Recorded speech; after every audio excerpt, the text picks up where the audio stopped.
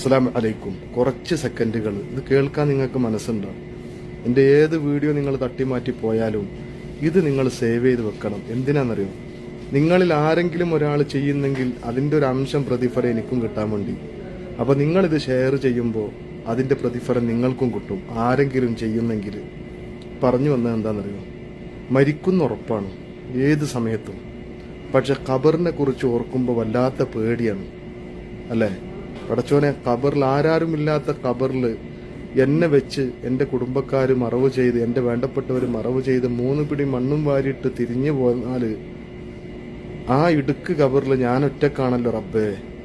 ഞാൻ ചെയ്ത രഹസ്യങ്ങളും പരസ്യങ്ങളും ആയ തെറ്റുകളൊക്കെ അവിടെ ഞാൻ റബ്ബിനെ ബോധിപ്പിക്കണമല്ലോ. മുൻകർ നക്കീർ അലൈഹിമസ്സലാം എന്ന 2 മലക്കുകൾ എൻ്റെ ഖബറിൽ വന്നിട്ട് ചോദ്യം ചോദിക്കുമല്ലോ.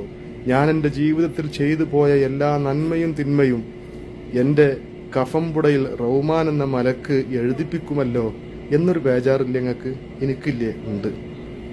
എന്നാ ഖബർ മുതൽ മരിച്ചു കഴിഞ്ഞാൽ ഖബറിൽ വെക്കലോടുകൂടെ സ്വർഗത്തിന്റെ അവകാശിയാകുന്ന ചില ആളുകളുണ്ട്. ആ ഒരു ഭാഗ്യം നമുക്ക് കിട്ടണ്ടേ? കിട്ടണം. അതിനെന്ത് വേണം? ഖബറിലേക്ക് മുൻകർ നക്കീർ അലൈഹിസ്സലാം വന്നിട്ട് സലാം പറഞ്ഞങ്ങ് പോവും.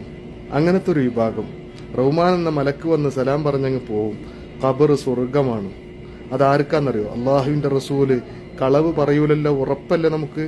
ആ മുത്തുനബിയാ പറഞ്ഞത്, മൻ ഖറഅ ആയത്തുൽ കുർസി ദുബുറ കുല്ലി സ്വലാത്തിൻ മക്തൂബ ലം യംനഅ ദുഖൂലൽ ജന്ന ഇല്ലൽ മൗത്ത് ഔ കമാ ഖാല റസൂലുള്ളാഹ്.